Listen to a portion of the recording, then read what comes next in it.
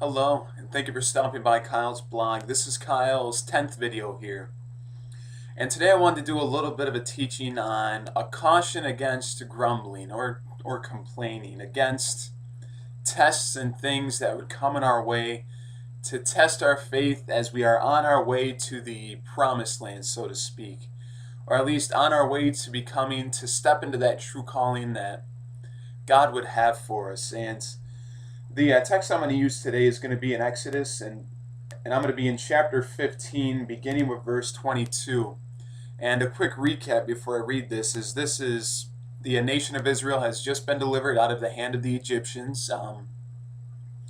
They witnessed, God's incredible signs and miracles that he performed against the Egyptians, which were signs for the Israelites, but also for the Egyptians, that they might, see that he is the true God. And really coming to this place where I'm going to start, you'd think with these people, because it's been about a month or so, according to the notes and stuff I've read, since they've come out of Egypt. So you'd think within that time they would still have a strong faith in their God after all these signs that he's performed. But we're going to see here that that's not really the case. So if you want to join with me, I'm going to begin here in verse 22.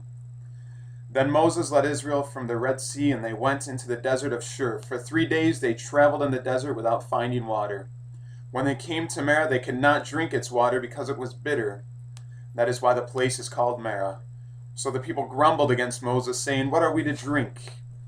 Then Moses cried out to the Lord, and the Lord showed him a piece of wood. He threw it into the water, and the water became fit to drink. There the Lord issued a ruling and instruction for them and put them to the test. He said, "If you listen carefully to the Lord your God and do what is right in his eyes, if you pay attention to his commands, and keep all his decrees, I will not bring on you any of the diseases I brought on the Egyptians, for I am the Lord who heals you." Now in these little scriptures here, like I said, it's been about a month or so at least since they've come out of Egypt.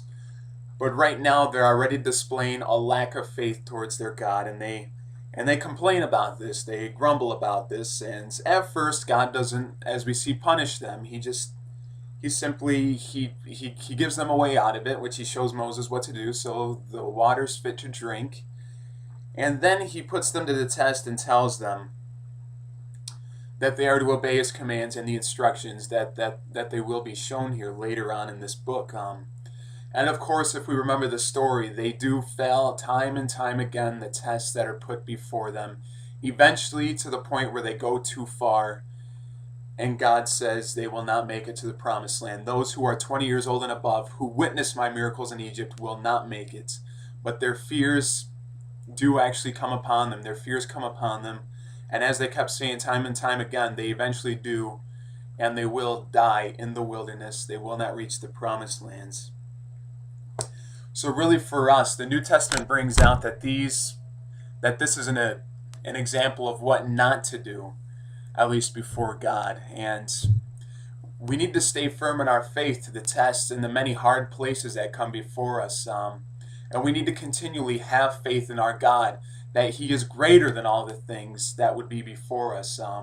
And faith certainly isn't denying reality or the things before us. And at many times we may weep, we may mourn, but there's a difference between complaining against God that he's not good enough, and a difference between coming before God in seriousness and in a complete passionate prayer of, "God, you're greater than this. Please fix this and give me the strength to help me through this."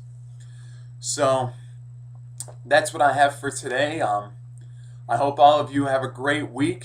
Thank you for stopping by, and God bless.